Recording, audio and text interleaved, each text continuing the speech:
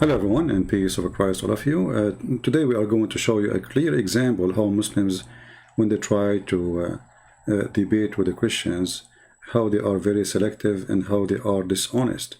In the same time, with their dishonesty, we are always able to use their dishonesty against them to prove Islam to be false. One of you sent me this video, and this video speaking supposedly about Jesus, he agree with killing children. So let us hear it a little bit. And I will show you how this man, who, all of them, they were not even there to say hello to me. They're a bunch of cowards. And that's why they try to debate, young Christians, 20 years old, 19 years old. So he will say that Jesus, he agree with killing children. Let us see what he's talking about. We do not believe that he's the best example for mankind. We believe that Christ was. Show me where Christ did anything that Moses done. Show me where Christ did anything that David done. Show me where Christ did anything that Muhammad did. Okay, Christ agrees with killing of unruly children. Where? Matthew 5, 3 and 4. Where? Matthew 5, 3 and 4. No, he doesn't. No, he doesn't. Read it. That's a parable. Read it, it's not a parable. That's a parable, bro. Is that a parable? It's so a we got two Christians here saying it's a parable. Okay, if I'm a liar, prove me from there. Okay. Remember that they both. Okay, hold on. It's not a parable. No. This is what we are saying, that they debate people who they are not really well versed. They are just young kids. But what about you? You are 60 years old, you idiot, and you don't have a shame to lie. In that verse, when it's speaking about, let us go to the verse first and let us show everybody how those people, they have no dignity. This is Matthew chapter 15. And what the verses here is saying, he said 3 and 5. You can read it from verse number 1. It says here, but he answered and said to them, why do you also transgress the command of God by your tradition? For God commanded, saying, honor your father and your mother, and he cureth father or mother, let him die the death. This is what he is saying. This is about killing children. You are a stupid idiot. Where it says killing children here. I mean, if it says that, we will say it says that. It's not really a big deal. But why they lie? Saying things is not there. This have nothing to do with killing children. You see, even when the Bible used the word your children, the children who curse their parents, or the children who, as an example, in different chapter in the Bible is speaking about the one who do. In Exodus, let me find it. Exodus 21, I think.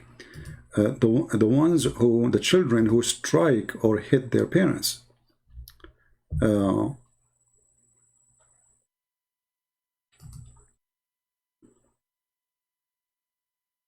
So those are punishment not for kids, even if it's sometimes it mentioned the word child, but you are a child if your father, even if you are 19 years old.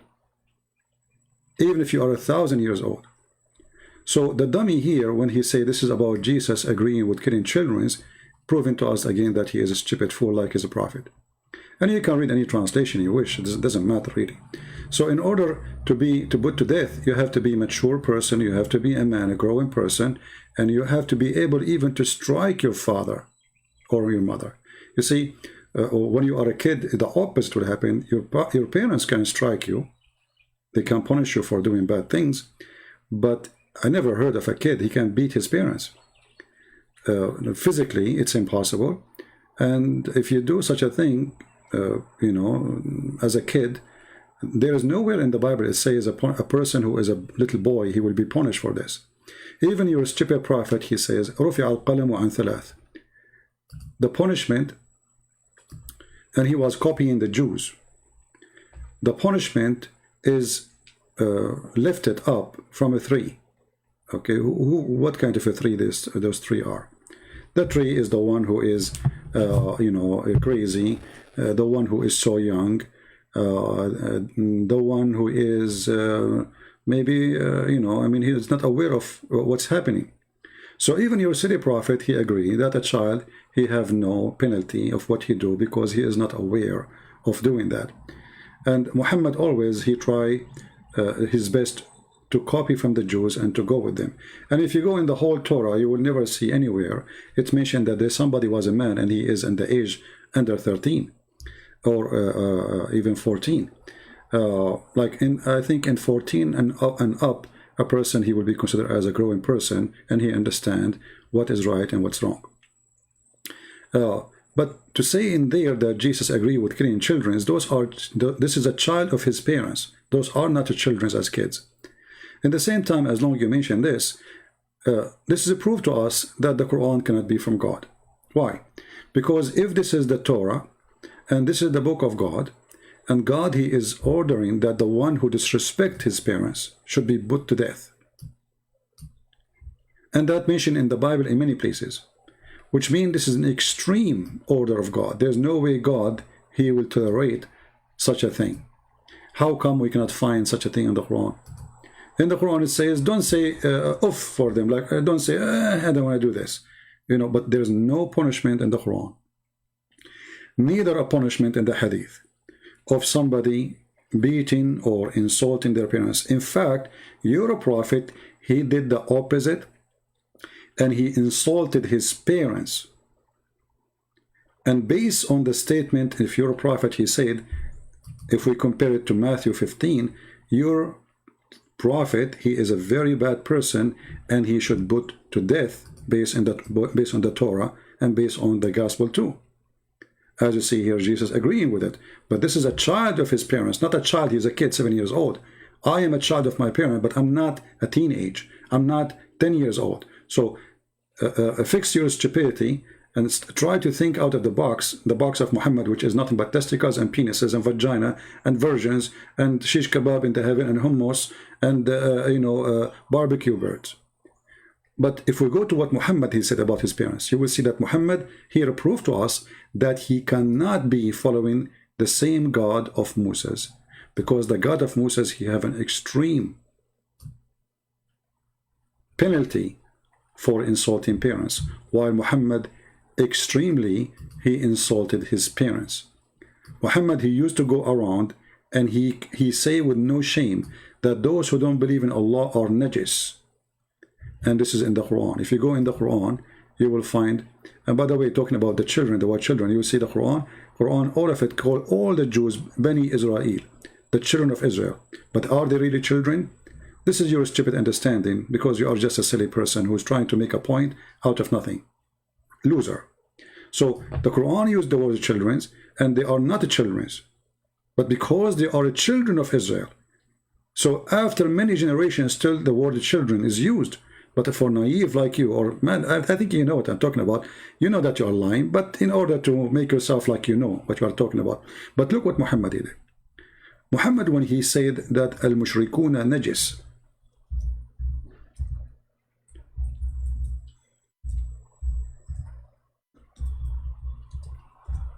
najis, okay, he just called his parents filthy. This is chapter 9, verse number 28. Muhammad, he said, the mushrikeen, the polytheist, the pagan, the idolatrous, etc. And by the way, he is one of them. He is a polytheist, he is a pagan, he kisses black stones, and he bowed down to the 3 daughters of Allah, and he said their intercession is a must. So he is the one, he's talking about himself actually. And then those who don't believe in Allah, etc., they are najis. Najis means filthy, nothing can wash them. And those are the parents of Muhammad. This is why Muhammad, he says, my father and your father are going to go to hell. Why? Because Muhammad keeps saying that his father and his mother are filthy najis. Muhammad is born out of a najis woman. Muhammad is born out of a sperm of a filthy man. Muhammad saying that, not me. وَإِنَّمَا الْمُشْرِكُونَ نَجِسٌ. So here we notice that Muhammad cannot be a person who is coming from the same God, the God of Abraham, the God of Moses, and the teaching of Jesus. For Muhammad, he have no problem to insult his parents and to call them najis. Not only he said they will go to hell because they don't believe, and here I find it very funny, why they will go to hell if there is no messenger came to them. Isn't it the Quran says, I will not send anyone unless I send you a warner first? Who is the warner to them? If the Muhammad and they say Abraham was there, we will laugh, because the Quran says clearly that Muhammad is the first warner, and no warner come before him to Mecca.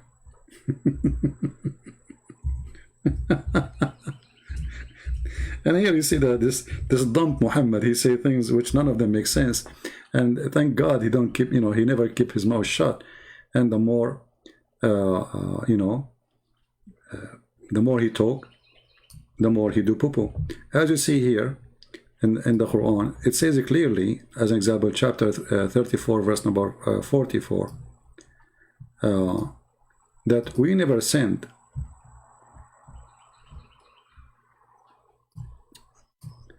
we never gave them a book, and we never sent them before you any warner.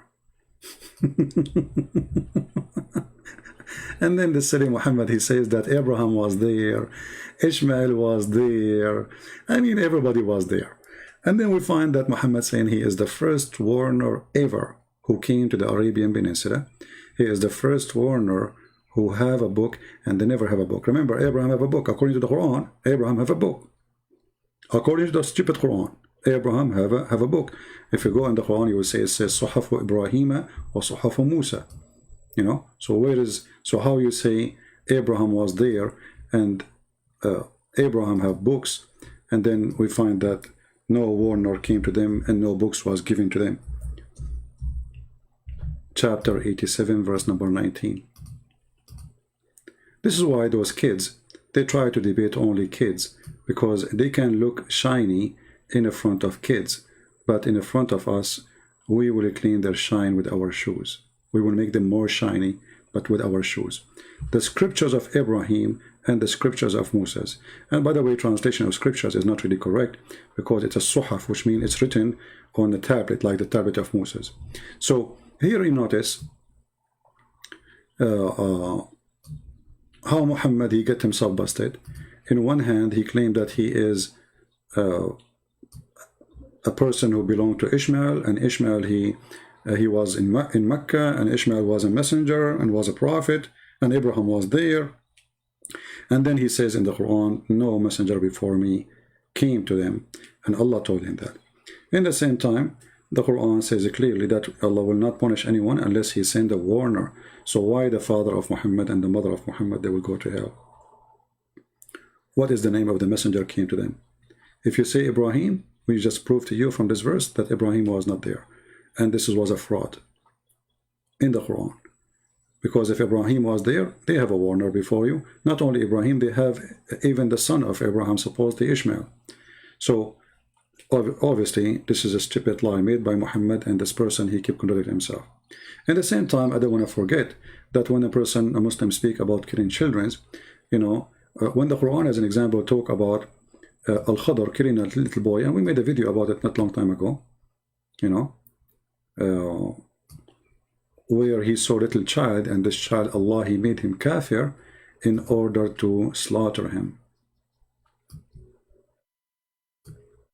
A Muslim, he in the comment section, he said, Allah, he made this child a kafir, so Al-Khadr can teach Moses. It's like he's saying that Allah, he made this child a kafir, so Al-Khadr will slaughter him. It's like laboratory, you go to school, and then they have a frog, and they cut the frog for you to show you where his heart, where is his belly, where is his stomach, where is his etc.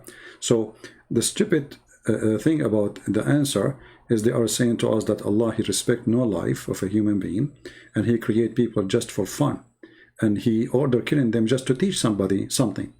So here the hadith of Muhammad saying, and as you see, this is sahih, Allah, he created this little boy. From the second, he created him to be a disbeliever. But the verse in the Quran say clearly that this person did never commit sin yet. That's why Moses, he said to Al-Khadr, you are killing someone who is innocent. He did not do anything yet. And even verse number 80 says, when Al-Khadr, he answered, he says, for this boy, his parents were believers, and we feared he would oppress, he would in the future.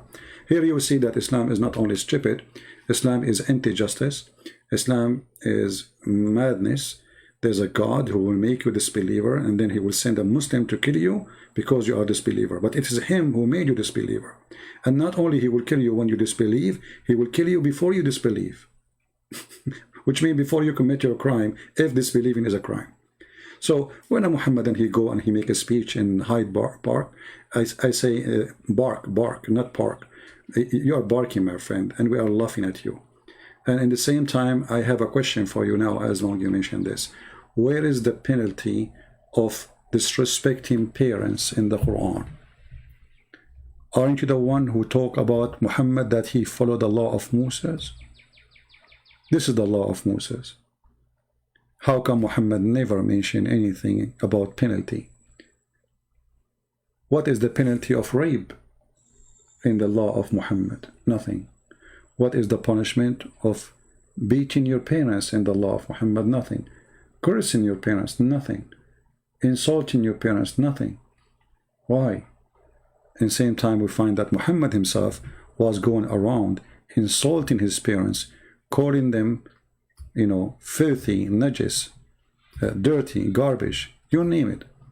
And then we find that when the Quran says, وَإِنَّمَا الْمُشْرِكُونَ نَجِسٌ, as we showed you before, Muhammad, he confirmed that he is born of a filthy family. He's born of a filthy family, while the Quran confirmed that Jesus is pure and he was born from the pure Mary. So comparing what Muhammad described his parents with and how he described the mother of Jesus, you will see here Muhammad, he knew that he have no honor to be proud about. He knew that he is a son of a big pagan family. And he knew, as he called them himself, not me, he called them filthy, impure, najis. And if a Muslim, he says the word najis is not really that bad, what about you? Then you say to him, you are najis, and you will see his reaction. Just tell him you are najis. Let us see how much he will love it. So the word najis is an extreme insult to anyone. And as you see, Muhammad, he confirmed that his parents are, both of them, a bunch of filthy people. So Muhammad, he never respected his parents. Muhammad, he acknowledged his parents are filthy, and they are impure, and they are people of hell, and they are pagan, and acknowledged in the same time that Jesus himself, as we see in the Quran in chapter 19, verse number 19, where it says that Jesus is the Holy Son. And then we ask ourselves, what makes Jesus holy, and Holy Son of who? Is that because he is Holy Son of God? Otherwise, no holy save God. A person cannot be holy. A person nowhere to be close to be holy, unless he is someone special, that is God. So when the Quran come with this statement, and the statement is so clear about Jesus, we find that Jesus coming from a pure mother, the best of women between mankind, and then we find that Jesus, he is the Holy Son, and he is a gift of God. So you notice here the huge difference between the filthy Muhammad family and the holy family of Jesus, based on the Quran words. And the Holy Son is born of what? Holy what? Where is the holiness coming from? Remember, the Quran say clearly that Muhammad is a big-time sinner, and maybe Allah, even Allah, he says, may Allah forgive your sin, Muhammad, the sin in the future and the sin in the past. Now, the Muhammadan here, sometime in translation they say, they take the word sin, they say fault, but the fact in Arabic it says dhanb, and the word dhanb is so clear, it is sin. So even Muhammad, he himself acknowledged that he is a filthy person, that Allah may forgive his sin. And here it's very funny, if Allah is the one who's talking, how Allah, he says, may Allah forgive your sin. How stupid this statement is, if I am God and I am talking to say, may God forgive your sin, Muhammad. Who are you then? Obviously, this is a verse made by Muhammad, and he knew how filthy he is, so he is wishing that the God, the true God, not Allah, he will forgive his sin before he send him to hell and burn him for eternity. Thank you very much for listening, and I hope you have a good time. Feel free to download the video, share it with your friends, and thank you very much. God bless you. Islam is false, as always, we prove it. And again, don't forget to leave your comment if you are a Muhammadan. We showed you that Muhammad was not, he was the first warner, came to the Arabian Peninsula, which means Abraham never came. We showed you that Muhammad don't follow the law of Moses, which is clearly says, if a man disrespect his parents, or even he did beat his parents, strike his parents, curse his parents, he surely put to death. Why we cannot find this law in the Quran? And why the Jews even, let us say for the sake of argument, the Jews, the Muhammadan, they might say, the Jews, they took this verse off. They add it later, you know. I mean, why they will add it later? This is something silly. I mean, this is stupid to say, right? It doesn't make sense. I mean, what does this have to do? Are they going to use it against Muhammad? But obviously, this is a true verse, exists in the Old Testament, generation after generation, carry on. And this is the law which is practiced. And Muhammad, he never mentioned such a thing. You know, all what the Quran says, that don't, like let us say, don't be rude. That's it. Don't be rude. Where is the punishment to death? Where is the solution if somebody beat his mother or his father? Don't say to them, oof. That's it. This is Allah order. So what happened? What happened to the law of Moses? Huh? There's no punishment. Say to them good words, right? And you see here Muhammad, he is the first one who break it. He called his parents najis, filthy, and he says he was walking around in the street saying, my father and your father in the hellfire. Why Muhammad? Because his father is filthy, as Muhammad described. From their mouth, we get them guilty. Thank you. God bless you, and see you soon again. Take care. Bye-bye.